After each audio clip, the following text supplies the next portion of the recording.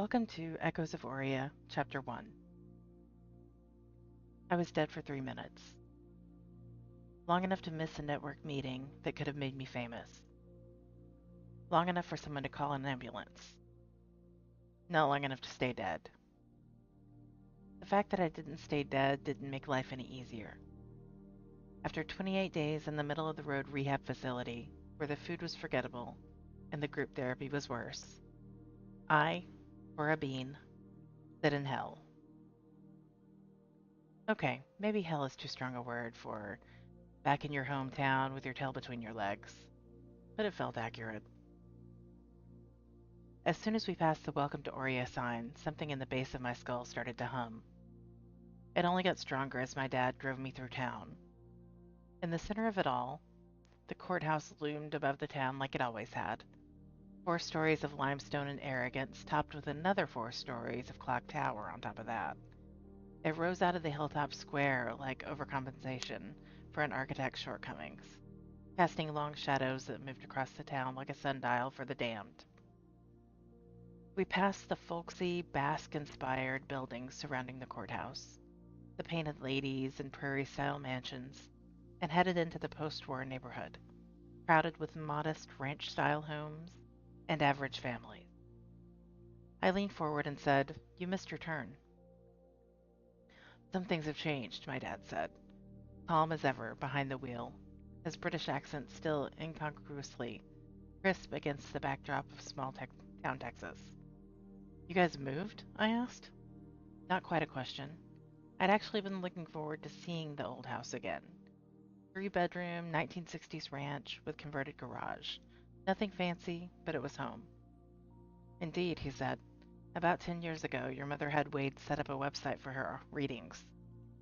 Oof, that one landed. I didn't even know they'd moved. That's how far I'd slipped off the radar. I expected him to turn into one of those soulless little neighborhoods where every third house is beige, but then the driveway kept going. Circular, landscaped, gated. We pulled up to a massive McMansion-ish thing with columns, balconies, the whole suburban Versailles starter pack. He parked in a 3-bay garage and shut off the ignition with a deep sigh. The kind of sigh that says, "I've been waiting a long time to say this out loud." "This is all your mother," he said, still crisp and British like he'd just walked off the set of a BBC crime drama. "She's made quite a name for herself in the last decade." "Damn," I said. "I guess the fortune-telling business is good." "You've no idea," he muttered, and led me through a breezeway into a kitchen that could host a Food Network competition. The air smelled of paprika and garlic, Mom's chicken paprikash, a recipe passed down through generations of Romanian women. The scent hit me like a memory I didn't know I still had. I barely registered the pristine marble countertops before I caught sight of something familiar. My grandmother, Baba Vai's Airstream trailer, sitting like a silver tumor in the otherwise flawless backyard. I smiled. Some family traditions were sacred, even with all this new money. My mother, however, had gotten an upgrade. Sophia Beane's curls were glossier, her jewelry louder, and her wardrobe more expensive than I remembered. She greeted me with a half hug, then leveled me with a look. The "you will not dodge this conversation" look that had unnerved countless clients over the years. "So, Mom," I said, pivoting hard. "Nice place." "Thank you," she said, with just a hint of Romanian in her husky voice. "The internet business is booming." "How do you tell fortunes over the internet?" I asked, half teasing her, half serious. In truth, my mother was a real deal psychic, not the parlor trick variety, but the genuine article. The Bean women had always had the gift, passed down from mother to daughter since they left Romania generations ago. My mother could touch someone and see their past, present, and futures unfolding like pages in a book. All except me, who got the bargain basement version. "Oh, Cora," she said, not taking the bait. "What were you thinking?" "Right into it, then." I said. I wasn't thinking. Which was the truth. Most of my life had been a series of choices made on autopilot. Until that night in college when I opened my mouth and everything changed. It was a dorm party. UCLA, cheap beer, bad lighting. I was drunk and loud when I blurted, "The locket is on top of the china cabinet." The room went still.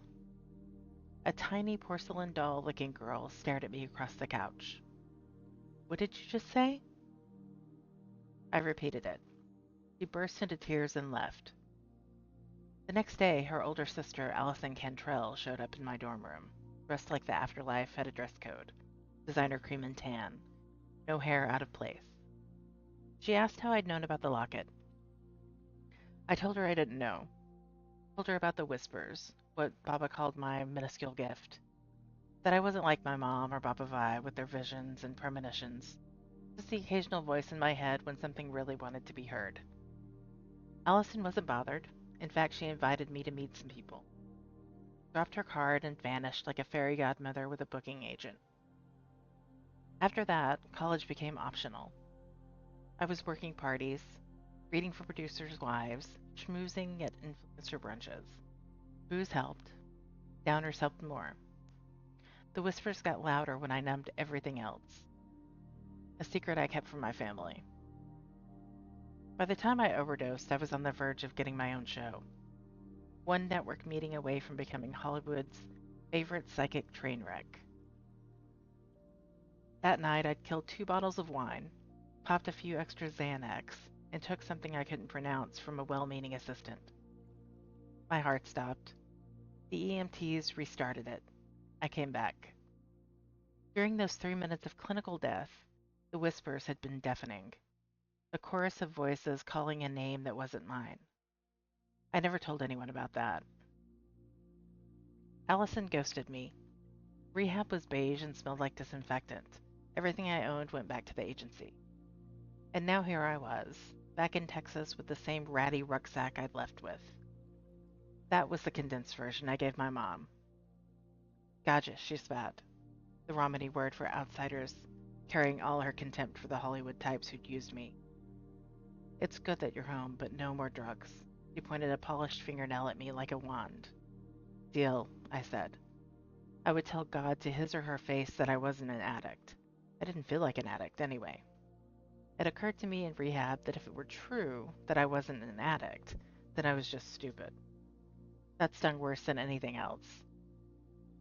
Baba Vi swept into the room like a whirlwind in a silk caftan, trailing the scent of sage and tobacco. She lowered her wiry frame onto the couch beside me, wrapped her arms around me, stroked my hair. "You're home now," she said in her thick Eastern European accent. "You're safe." The way she said it made me wonder if she meant safe from myself or from something else. The Bean women had always known things others didn't. Had they seen something coming? Mom broke the moment, staring me toward the stairs.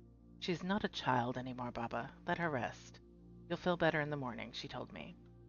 I already felt fine, but I didn't argue. Solitude sounded better than therapy. The bedroom surprised me.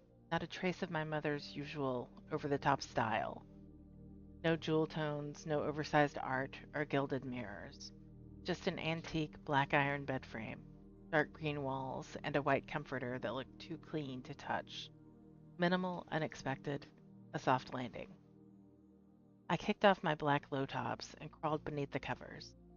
The mattress dipped under me like it knew what I needed. Through the window, I caught a slice of the courthouse tower, its silhouette long and dark against the last light of dusk. The shadow reached toward the house like a pointing finger. That low hum I'd felt earlier, somewhere between a vibration and a memory, returned. Fainter now, softer, almost like a lullaby. I didn't know if it was in the air or in my bones. I didn't care. I let it carry me down, and I dreamed. Oddly, I knew it was a dream. I was back at the old house, waking up in my old bed with Care Bear sheets. Looking down, I had to be about 8. Those yellow footy pajamas with the cartoon giraffe. Mom had tried to make me give them up on my 8th birthday. I'd refused. Eventually, she'd cut the feet out because I wouldn't surrender them. I rose from the bed, grabbed my teddy bear, went down the hall. Dad had installed night lights along the path to the bathroom for my brother and me. I moved further down the shag carpeted hall into the shabby but comfortable living room. Light spilled from under the swinging kitchen door. I continued past the massive console TV and pushed the squeaky door open. My Nana Grace, my father's mother, sat in the breakfast nook. Dad had built a booth set up for meals so that he and Mom could share the dining room as a home office. Nana drank her tea under the glaring light. Her rich mahogany skin nearly glowed to my young eyes. I'd only met her a few times as a child. She lived in England, but I'd always liked her. "Hello, love," she said, her voice lyrical. "Hi, Nana," my little voice squeaked. She patted the cushion beside her. I crawled up on the booth's bench seat. "What are you doing here?" I asked in my child's voice. "You called me here." Another teacup and saucer appeared on the Formica tabletop. Beautiful, delicate china, white with reddish-pink floral design, gold accents along the scalloped edges. She poured tea from a matching pot, then plopped in a sugar cube and cream. "Of course I would have liked to have seen the new house," she said. "Maybe you'll dream me there next time." "I'll try." I took a dainty sip, mirroring her. She frowned at me over her cup. "What's bothering you, Cora?" I blew out a long sigh. "What's not bothering me, Nana?" My 8-year-old voice complained. "I ruined my life." I launched into the full story of how I wound up back home. After I'd spilled my guts, she refilled her cup. "Can we talk as adults?" she asked. Frankly, it's hard for me to look at my baby grandchild and speak about such things. My mind must have agreed. My dream body suddenly grew, adult-sized, wearing the tank top and black jeans I'd passed out in. "Better?" I asked. "Better." Her brown eyes swam with unshed tears. She looked away and wiped them with a linen napkin. It hadn't occurred to me. She'd never seen me as an adult. She'd passed away suddenly when I was around the age as my child dream self. I actually favored her a lot. Her body type was dead on. I'd always assumed I got the skinny genes from Baba Vi, but where Baba was tall and willowy with big boobs and no butt, Nana Grace was shorter, about my height, 5'7", thin but solid looking with small breasts and a little more butt. I also had her skin, not the color, mine was much lighter, but the texture. Every makeup artist who'd ever worked on me asked what I did to my skin. When I confessed I did nothing but wash with soap and water, they'd tell me how lucky I was. "Listen," she said, once the tears were gone and her stiff upper lip was back in place. "Your life is going to be so much more than some television program. This is your do-over, love. Your chance to write your life." I started to protest. She continued, inspirational speech mode fully engaged. "And don't let anyone tell you what you should be doing or where you should go. You do what you know is right, what has to be done." She took another sip of tea. A long silence stretched between us. "Tell your mother I said to get your hair done," she finally said. "It's looking ragged around the edges." That's it for chapter 2, or sorry, for chapter 1. um, I may try and record some more chapters, but if you liked what you heard, Echoes of Oria is for sale on most retailers. So I'll add some links in the description. Thanks for listening.